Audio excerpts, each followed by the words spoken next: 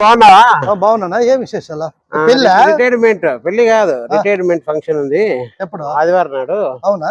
ఒక 40 నుంచి 50 పుట్టేళ్ళు వస్తున్నారా? డిన్నర్ ఉంటుంది భారీగా. ఇప్పుడు ఎంత వస్తుంది పెన్షన్? ఇప్పుడు 70,000 వస్తుంది పింఛన్. 70,000 వస్తుంది. మళ్ళీ జీతం వచ్చినట్లేనా?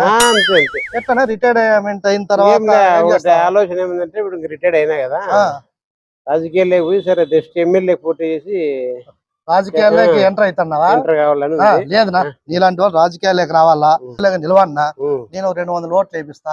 ఒకసారి కాదు, వరుసన 3 సార్లు నువ్వు ఎమ్మెల్యే కావాలనేది నా కోరిక. అయ్యి నాకేం తిక్కనా, ఒకసారి ఎమ్మెల్యేగా పోటీ చేసి గెలిచిన తర్వాత 5 ఏళ్ళు ఉంటుంది కంటిన్యూ.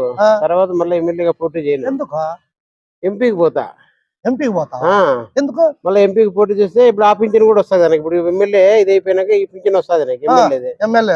మళ్ళీ ఎంపీగా పోటీ మళ్ళీ గెలుస్తా కదా, మళ్ళీ 5 ఏళ్ళు ఉంటాయి కదా. అది 10 కాలం అదొక పింఛన్ వస్తుంది. మొత్తం 3 పింఛన్లు వస్తాయి కదా. ఇప్పుడు ఇది డిపార్ట్మెంట్, ఇది ఎమ్మెల్యేది, ఎంపీది 3 పింఛన్లు. 3 పెన్షన్లు తీసుకోవాలని కోరుకున్నా. అదే అది డిపార్ట్మెంట్ పెన్షన్ 70,000. అవును. ఎమ్మెల్యేగా గెలుతావు, మళ్ళీ తర్వాత ఎమ్మెల్యే పెన్షన్, మళ్ళీ 3 పింఛన్లు, మళ్ళీ ఎంపీగా పోతావు. అవును. మళ్ళీ 5 సంవత్సరాలు ఎంపీ. అవును. మొత్తం ఇన్ని పెన్షన్లు తీసుకుంటా. అంటే రాజకీయాల్లో ప్రజలు సేవ చేస్తారు కదా. ఎవరున్నాయి ఎవరు తమ్ముడి కల్లో సేవ చేస్తారు ప్రజలకి ఉండదు. సరే నేను వస్తాను. పోనా మర్చిపోదు నువ్వు. ఖచ్చితంగా వస్తాను. పో, సిగ్గు లేకోకుండా ఎమ్మెల్యే అవుతాడంట, ఎమ్మెల్యే పెన్షన్ తింటాడంట.